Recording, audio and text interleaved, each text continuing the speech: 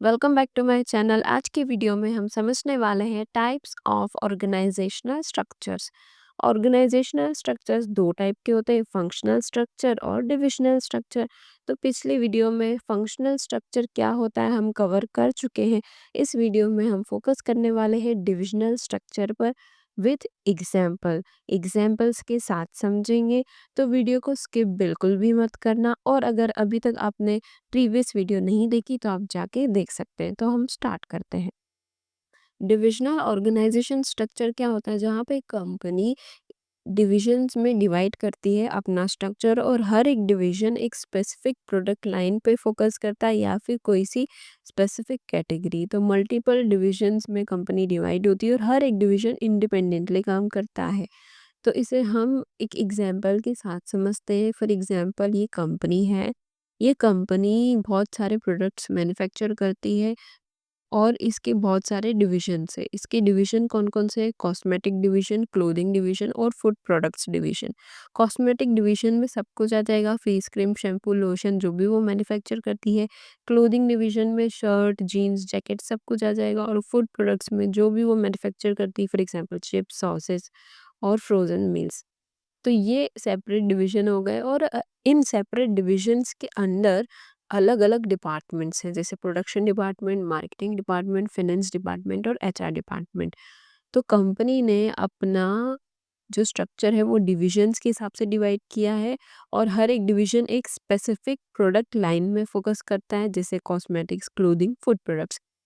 और हर एक डिवीजन के अंदर उनके अलग सेपरेट डिपार्टमेंट्स होते हैं, प्रोडक्शन, मार्केटिंग, फाइनेंस, एचआर। हर एक डिवीजन इंडिपेंडेंटली काम करता है, और हर एक डिवीजन मिनी कंपनी की तरह काम करता है। हमने फंक्शनल ऑर्गेनाइजेशन स्ट्रक्चर में समझा था कि एबीसी मैन्युफैक्चरिंग लिमिटेड कंपनी है, और उसने अपना काम अलग अलग डिपार्टमेंट में डिवाइड किया हुआ है।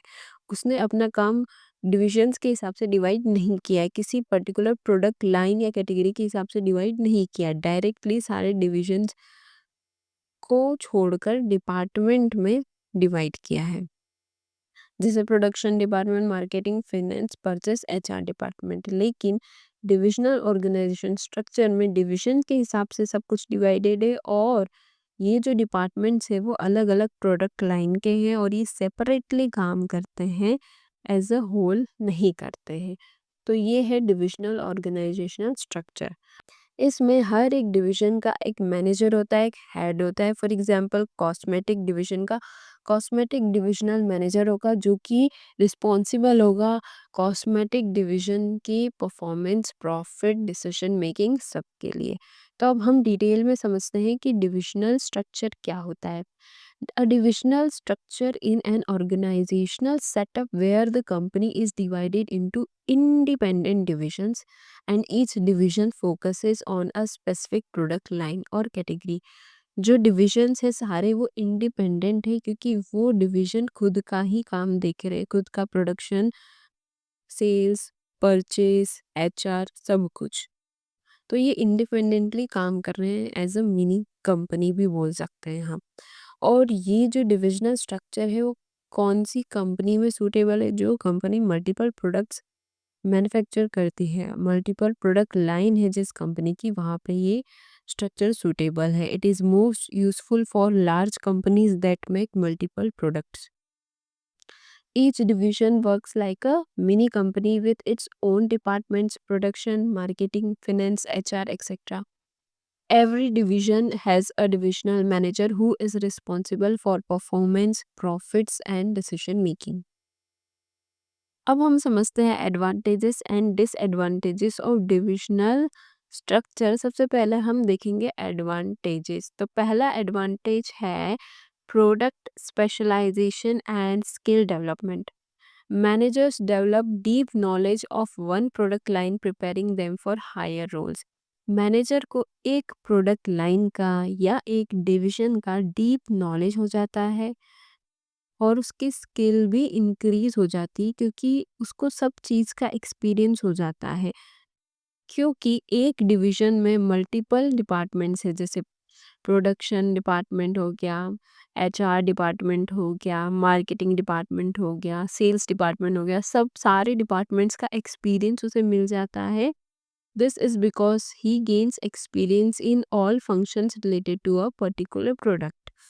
लेकिन यही एक डिसएडवांटेजेस होता है फंक्शनल ऑर्गेनाइजेशन स्ट्रक्चर में, क्योंकि उसमें कंपनी डिपार्टमेंट के हिसाब से डिवाइडेड है, जैसे प्रोडक्शन, मार्केटिंग, सेल्स, परचेज। सो हर एक डिपार्टमेंट का एक हेड होता है। फॉर एग्जांपल परचेज डिपार्टमेंट का एक परचेज मैनेजर होगा और उसे परचेज डिपार्टमेंट से रिलेटेड ही सारी नॉलेज, सारी स्किल्स होगी। बाकी सारी डिपार्टमेंट से रिलेटेड उसे कुछ भी नहीं पता रहता है। लेकिन यही एक एडवांटेजेस है डिविजनल ऑर्गेनाइजेशन स्ट्रक्चर में, जहाँ पे क्योंकि डिविजन्स में अलग अलग सेपरेट फंक्शंस हैं, डिपार्टमेंट्स हैं, और सारे डिपार्टमेंट्स का नॉलेज मैनेजर को हो जाता है। तो फ्यूचर में वो अगर हाई पोजीशन पे कंपनी में जाता है तो इजीली जा सकता है, क्योंकि उसको सब चीज़ का नॉलेज मिल चुका है। Second है better accountability. Each division's performance can be tracked. If a division is doing badly, it's easy to identify and fix the problem. हर एक डिवीजन की परफॉर्मेंस हम इजीली ट्रैक कर सकते हैं, और अगर कोई डिवीजन अच्छे से काम नहीं करता है तो हम उसको आइडेंटिफाई कर लेते हैं और फिर उस प्रॉब्लम को फिक्स कर देते हैं। थर्ड है greater flexibility and faster decisions. क्योंकि डिविजन्स इंडिपेंडेंटली काम कर रहे हैं, वो अपना इंडिपेंडेंटली डिसीजन लेते हैं, तो इसमें डिसीजन मेकिंग में कोई डिले नहीं होता है। Each division makes its own decision, so there is less delay and more initiative. Fourth है सपोर्ट्स बिजनेस एक्सपांशन। अगर हमें कोई नई प्रोडक्ट लाइन ऐड करनी होगी तो हम इजीली ऐड कर सकते हैं बिना एग्जिस्टिंग डिविजन्स को डिस्टर्ब करें। New product lines can be added by just creating a new division without disturbing existing ones. Disadvantages में सबसे पहला डिसएडवांटेज है कॉन्फ्लिक्ट बिटवीन डिविजन्स। डिविजन्स में फाइट ओवर बजट, रिसोर्सेज और कंपनी फोकस।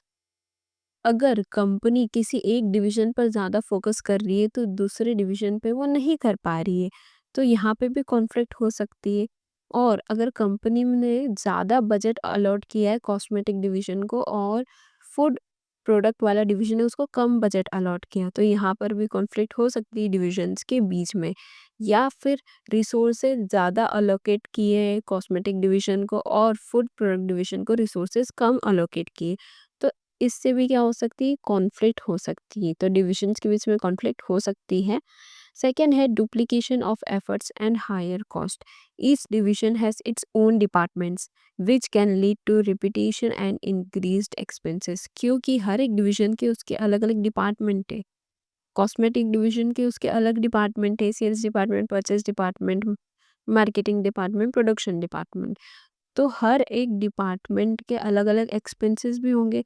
हर एक division के एक्सपेंसेस इंक्रीज हो जाएंगे, क्योंकि हर एक डिवीजन के अपने खुद के डिपार्टमेंट है। तो इससे क्या हो गया, एक्सपेंसेस बढ़ गए और रिपीटेशन भी पॉसिबल हो सकता है। थर्ड है पावर कंसंट्रेशन। डिविजनल हेड्स में become too powerful and focus on their own divisions goal, ignoring the company's overall goal. क्योंकि डिविजनल हेड एक मिनी कंपनी की तरह काम कर रहे हैं, जो डिवीजन है पर्टिकुलर, तो वो क्या करेगा, वो खुद पर ही इतना फोकस करेगा कि कंपनी के गोल को भूल जाएगा। तो इससे क्या होगा, कंपनी का ओवरऑल गोल कॉम्प्रोमाइज हो जाएगा। Divisional structure is best suited for companies that wide range of products offer करती हो, डाइवर्स मार्केट्स में ऑपरेट करती हो, कंपनी की कॉम्प्लेक्सिटी बढ़ चुकी है, उसको उस कॉम्प्लेक्सिटी को हैंडल करना है, तो डिविजनल स्ट्रक्चर उसके लिए बेस्ट होगा। Company is growing and adding more departments और स्टाफ। तो ये था हमारा आज का वीडियो डिविजनल स्ट्रक्चर पर। अगर आपको वीडियो पसंद आई हो तो लाइक करना, सब्सक्राइब करना और कमेंट करना कि आपको वीडियो कैसी लगी। Thank you so much for watching my video.